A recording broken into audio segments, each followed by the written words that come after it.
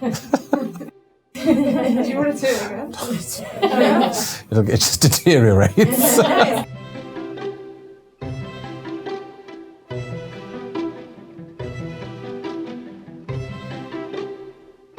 So my name is Dr. Rehan Salim. I'm a consultant gynecologist and I'm a subspecialist in reproductive medicine. I have a special interest in complex IVF cases, so women and men with complicated fertility problems who ordinarily wouldn't be treated in other clinics, I would normally look after. So fundamentally, IVF is a relatively simple process. To be able to describe the process, I think if we take a step back and think about what happens naturally every month for most women. So their brain makes a hormone called FSH, and the FSH tells the ovaries to make one egg, and then you ovulate that egg. What we would like to do in a conventional IVF cycle is help the woman make around 10 to 12 eggs is what we're aiming for. I mean, IVF is associated with side effects, but the process is well tolerated. We've been doing it for a long time. Hormones are a little bit different, so you may feel a little bit different. And like any procedure, there's a small risk of infection and bleeding, but that is exceedingly rare.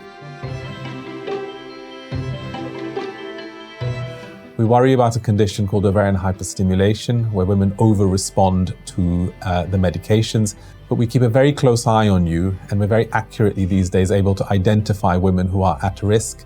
So a good clinic should be monitoring you appropriately, and ovarian hyperstimulation should be exceedingly rare, if not almost entirely eliminated from good clinics. So egg freezing to preserve fertility is increasingly being done. Eggs freeze well. The technology for freezing eggs changed a few years ago. The more eggs you freeze, the better your chances of success.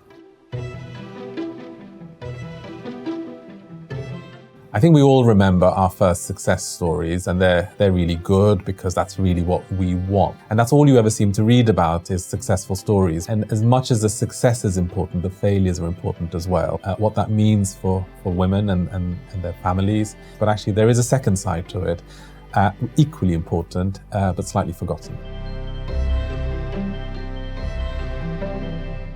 On average, an IVF cycle has about a 30 to 35% chance of achieving a pregnancy.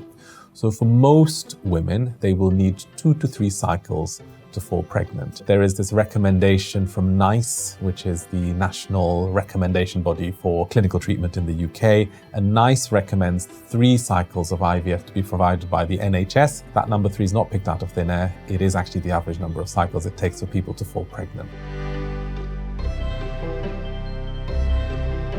So treatment add-ons are a controversial aspect of IVF treatment. They are increasingly popular, and many patients will read up about add-ons and their potential benefit before they come and see me, specifically because a lot of patients I see have had failed cycles elsewhere. And my view always has been that if you educate patients, if you actually tell them what the evidence tells you, I think the majority, usually by the end of the consultation, don't want to do it anymore. The problem with IVF is it has turned into an industry of hope. There's a lot of marketing of hope. Everybody seems to have a unique selling point of some description, which allegedly would make your chances amazing, forgetting the reality that this is down to sperm, eggs, embryos being put into a healthy environment. Fundamentally, I believe the patient should make the decision. So my job is to inform and educate. I will support anyone with what they want to do, as long as they're appropriately informed.